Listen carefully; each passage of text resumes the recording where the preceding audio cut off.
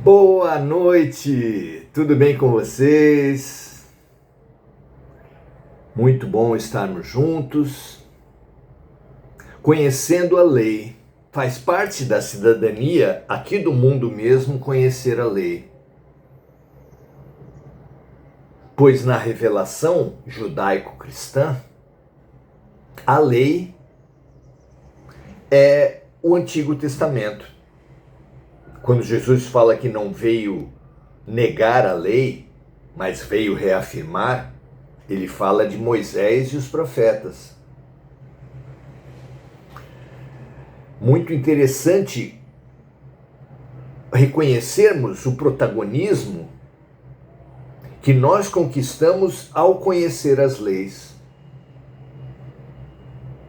As próprias leis científicas, por exemplo, são base do protagonismo moderno do homem, do ser humano. Antes de conhecer as leis que regem a matéria, a lei da gravidade, a lei de ação e reação, a lei da inércia, o ser humano supunha extremadamente ser tudo fruto do caos ou ser tudo fruto de Deus.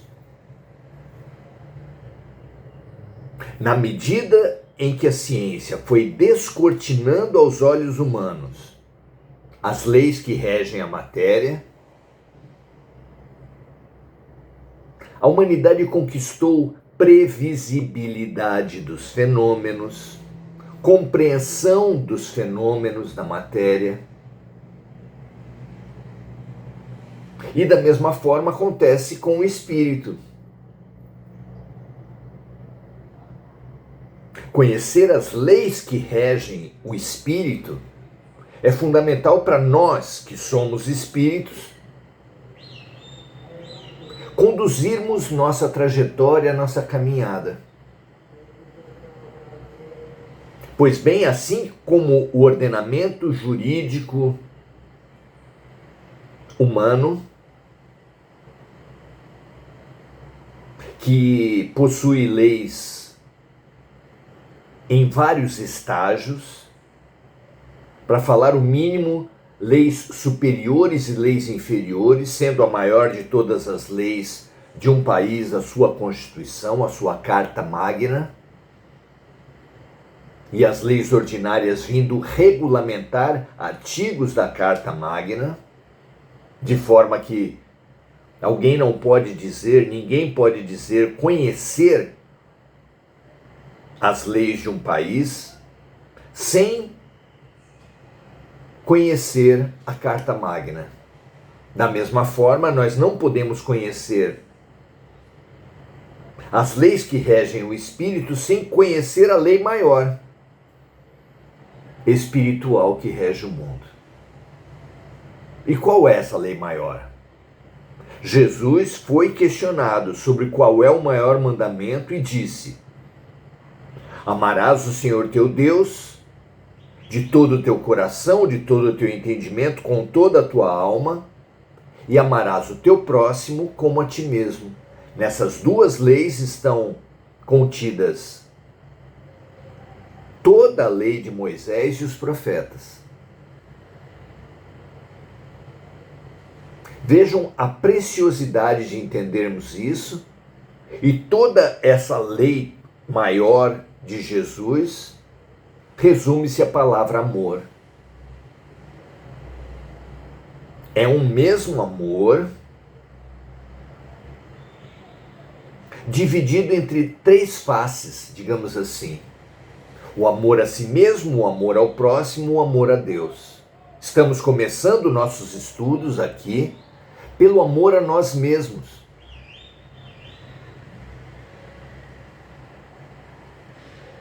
Conquista fundamental para qualquer passo significativo em nossas existências.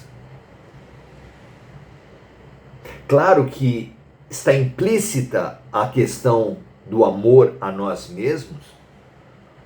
A grande pergunta da filosofia: quem sou eu?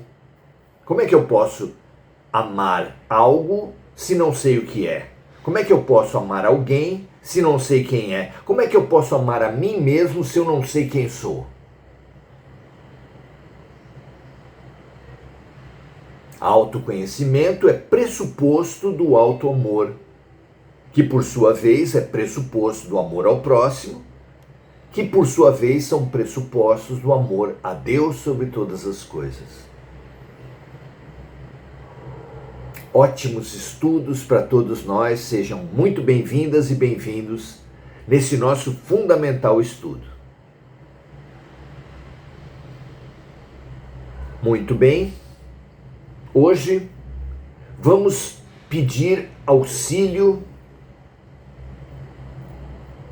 de um dos maiores personagens do Evangelho, que é João Batista. A nossa base para esse estudo do amor é o Evangelho de João, que qualificava a si mesmo como o Espírito amado, como o discípulo amado.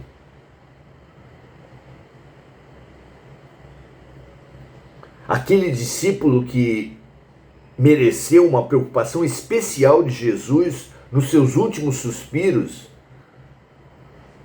quando olhando para sua mãe falou: "Mãe, eis o teu filho", se referindo a João, evangelista, e falando a João evangelista: "Filho, eis a tua mãe".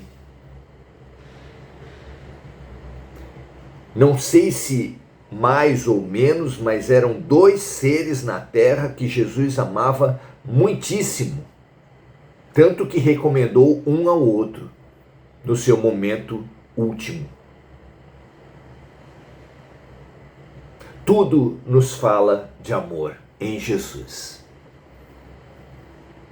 Hoje vamos tocar na questão do quem sou eu, vamos tocar na questão do auto-amor, avançar um pouco mais, a partir da luminosa figura de João Batista.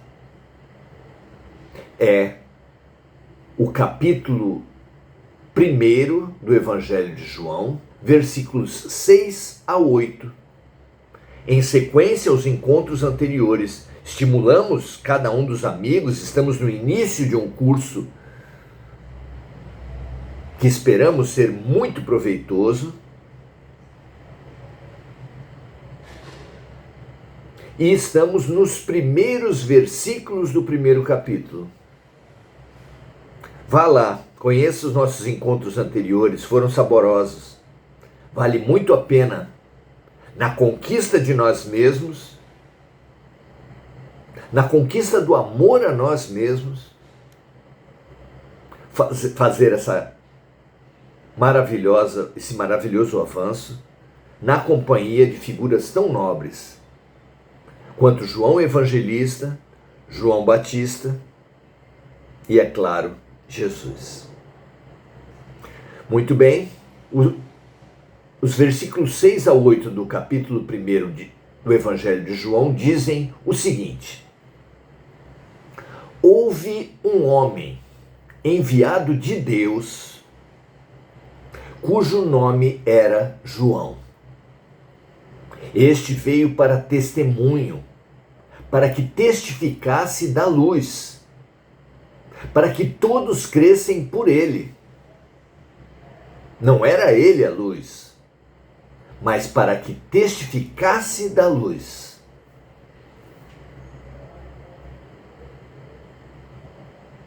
Vejam, meus amigos, que para enfrentarmos bem a questão filosófica por essência, por excelência, que é quem sou eu, podemos nos lembrar do dito popular brasileiro que indica: diga-me com quem andas, te direi quem és.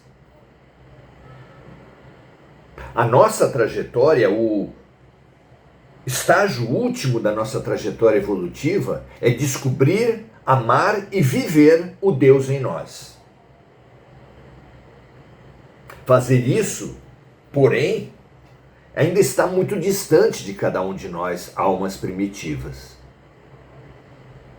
O melhor que podemos fazer nesse nosso momento é servir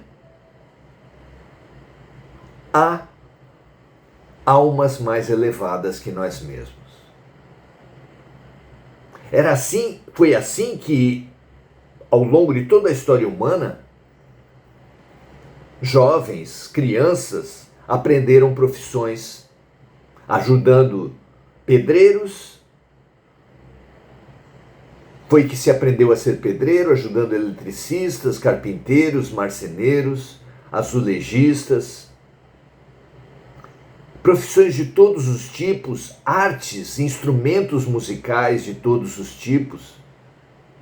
Sendo ajudante é que se aprende a ser útil. Isso transcende a própria questão das profissões e das habilidades humanas para falar em geral. A importância do servir é que é o mais excelente caminho de autodescobrimento, de autorrealização, de autoamor. Então, quando João Evangelista fala que houve um homem enviado de Deus cujo nome era João, referindo-se a João Batista, ele fala de alguém que foi identificado por Jesus como o maior entre os nascidos de mulher. Que o personagem, o ser humano que foi identificado por Jesus como o Elias que retornou. A reencarnação de Elias é João Batista.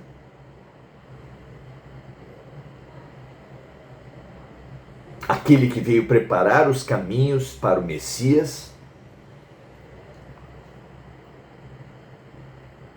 E podemos medir a estatura espiritual de João Batista por essas missões tão nobres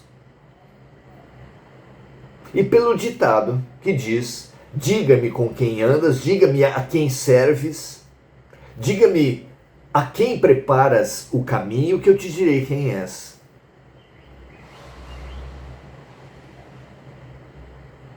Ser um ajudante tão importante da maior luz que já esteve na Terra mostra a estatura de João Batista e mostra um caminho para todos nós.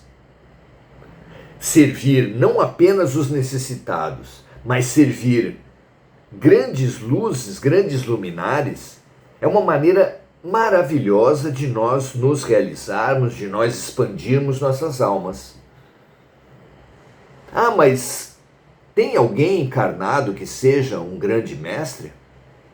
Que eu saiba, não. Mas o fato de não estar encarnado não quer dizer que não existe. Podemos servir, inclusive a Jesus, sem que ele esteja na carne. Podemos e devemos. É um maravilhoso atalho da nossa expansão espiritual. Como João Batista, sirvamos ao Mestre, então. Podemos fazer uma comparação disso tudo com o Sol, a Lua e a Terra.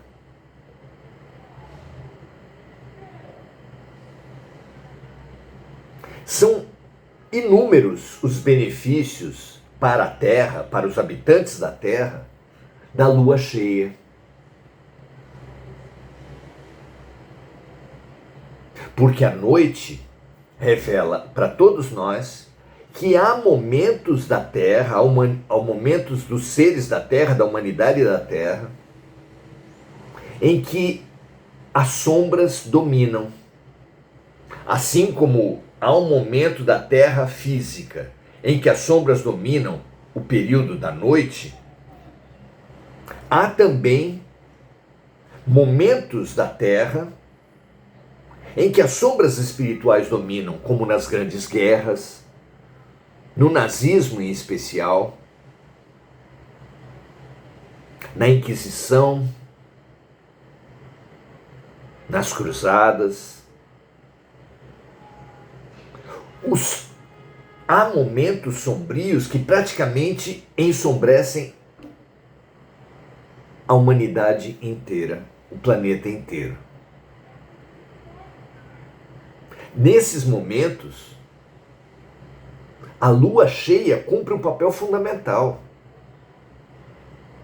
Se estamos na mais espessa escuridão, a lua cheia é a referência, é a luz, é a vida. O que é a lua cheia?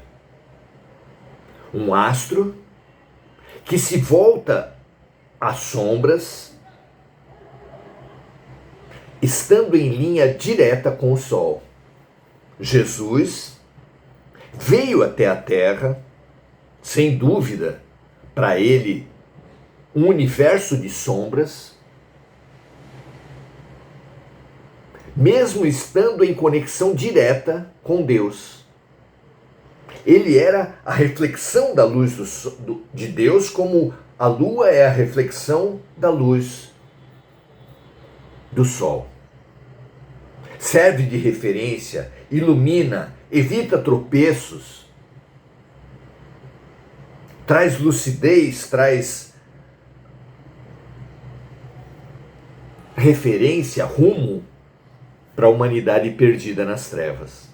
A comparação é muito interessante, não é? Porque são inúmeros os benefícios da lua cheia, que de tempos em tempos,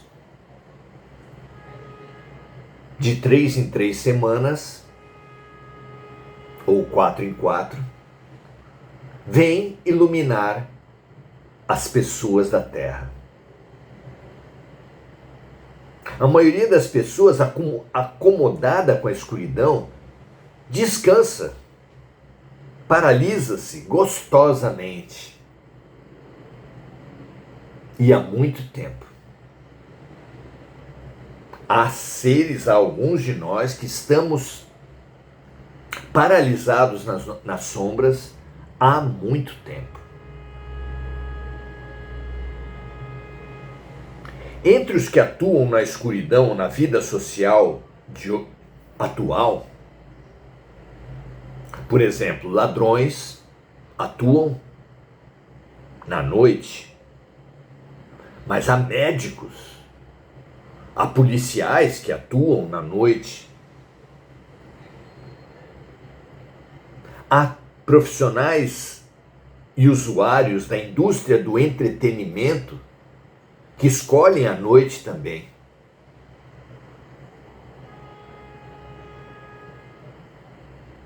Todos eles focam a luz, ainda que alguns deles para fugir dela, para fugir da luz.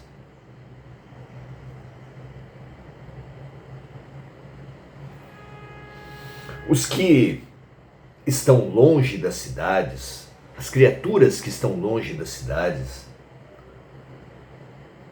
e os caminhantes que olham para além,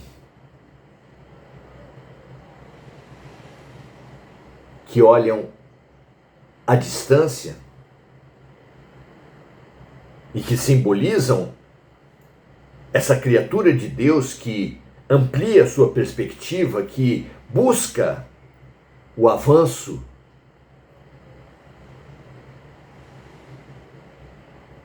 que ainda se distancia dele,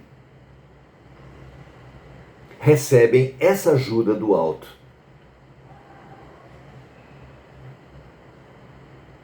A lua cheia de Jesus, a lua cheia de Siddhartha Gautama, o Buda.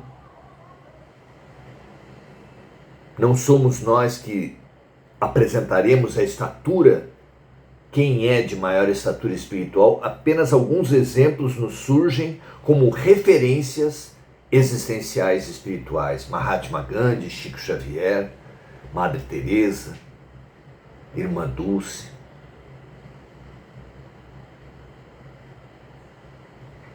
São referências realmente maravilhosas para todos nós.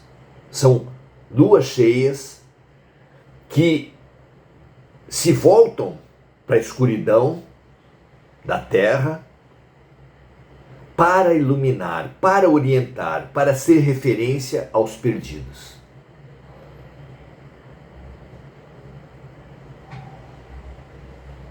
Há luas novas, que embora com a mesma capacidade, elas são a mesma lua, a lua nova e a lua cheia é a mesma lua. Mas há o símbolo da lua nova, aquela que, podendo iluminar, posiciona-se de forma a não ter contato com a luz do sol. Ao dizer que são a mesma lua, nós podemos deduzir que somos nós mesmos que, em certos momentos do nosso ciclo de vida, nos conectamos com a luz de Deus e, em certos momentos, nos escondemos da luz de Deus. Pelo menos no nosso nível, ninguém há que é iluminado o tempo todo, mas temos todos os nossos bons momentos, assim como também temos todos os nossos momentos sombrios.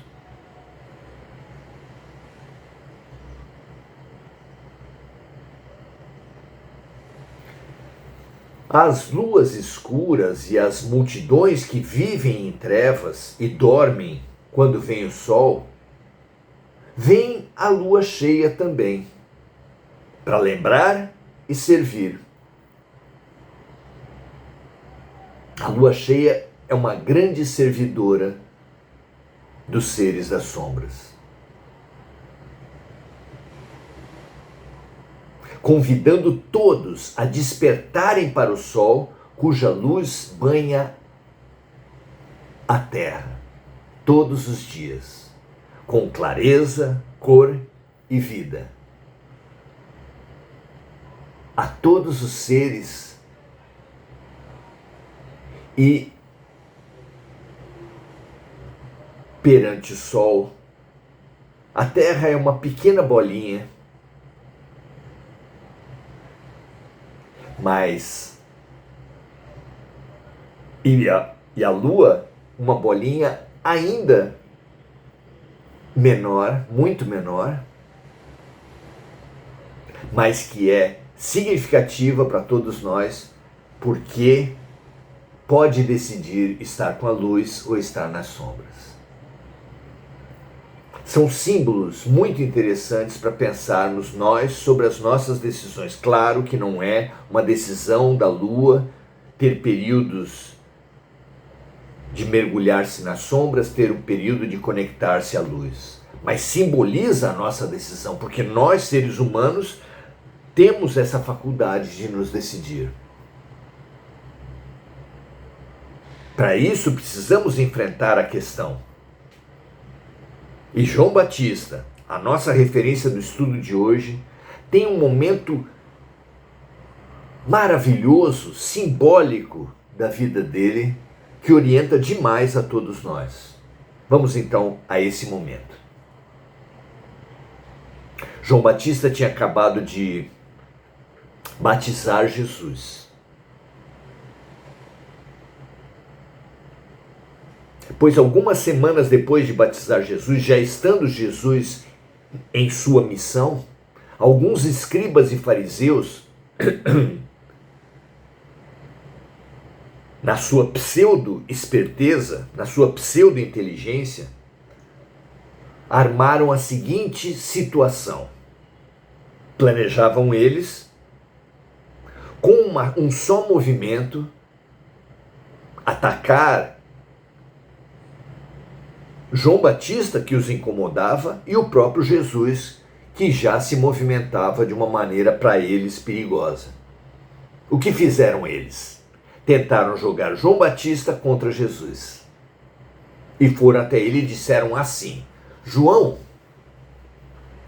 eis que aquele a quem tu batizaste está por aí a pregar, reunindo mais seguidores do que ti mesmo. Olha a maldade, a argúcia.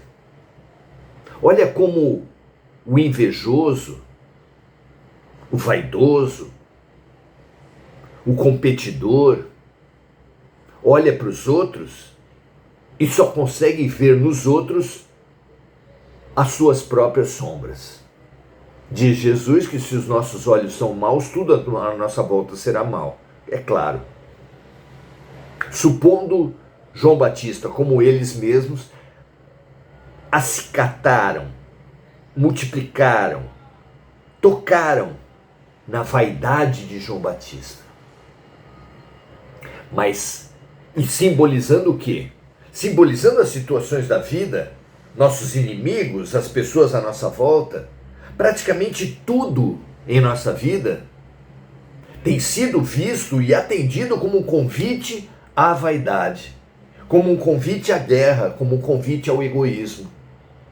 E nós, infelizmente, temos atendido esse convite. Como João Batista reagiu? Diferente, muito diferentemente de nós. João Batista respondeu: mas eu não disse a vocês que eu não era digno de atar as sandálias dele?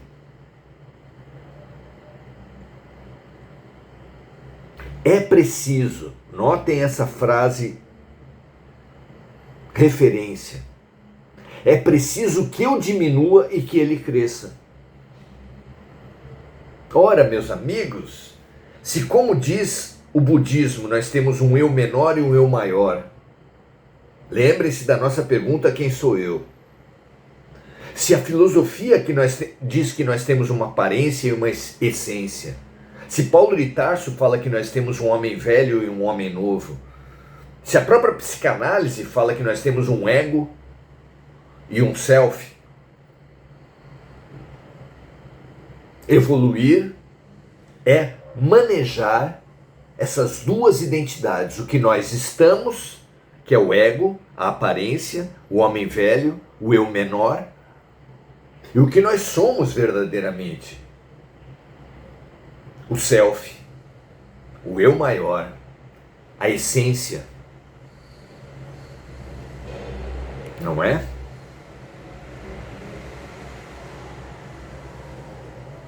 É muito interessante nós termos essa compreensão para podermos fazer a nossa decisão. Quem não compreende alternativas não decide. E João Batista não apenas compreendeu, mas decidiu, mesmo no momento em que a sua vaidade era ativada. Disse ele: é preciso que eu diminua e que ele cresça. Minha amiga, meu amigo, é preciso que o seu eu superficial, que o seu eu provisório, que o seu ego, que o seu homem velho diminua para que o eu maior cresça. Para que o self, a fagulha do Criador, a essência, resplandeça. Porque esse eu menor, esse ego, ele é também um preparador, ele é também uma ferramenta de evolução e de desabrochar da essência. Mas para isso acontecer, nós precisamos perceber que temos dois eus, um provisório e um essencial. Precisamos ver o funcionamento de cada um dos dois eus, entender esse funcionamento, o papel disso no processo evolutivo, e é preciso tomar uma decisão. Amigas e amigos, pensem nessa diretriz e pensem na fabulosa resposta de João Batista. É preciso, é necessário, é essencial que o eu provisório diminua para que o eu essencial domine, cresça, vigore. Muito bom contar com a presença de todos. Saudar os amigos agora, Enir Cajazeira Silva, saudando a todos e lembrando da saúde de Mônica Silva, nossa amiga, Marco Aurélio Trindade, Enir Cajazeira, falando da força da lua nas nossas vidas, como a lua interfere no nascimento dos bebês, nas marés, no ciclo menstrual das mulheres. É muito forte a força das marés no plantio, na colheita, no corte de cabelos. É muito forte realmente. Então, saudamos a presença de todos, estimulamos que compartilhem esses nossos momentos, porque nenhum estudo será mais importante do que o do amor. Muitos são aqueles que podem estudar e exemplificar melhor do que é feito nesse nosso encontro. Mas nenhum assunto será superior, mais digno do nosso estudo, da nossa dedicação, do nosso aprofundamento, que o amor. Que esse seja o nosso foco, o nosso exercício, o nosso estudo. Paz e bem, até a próxima.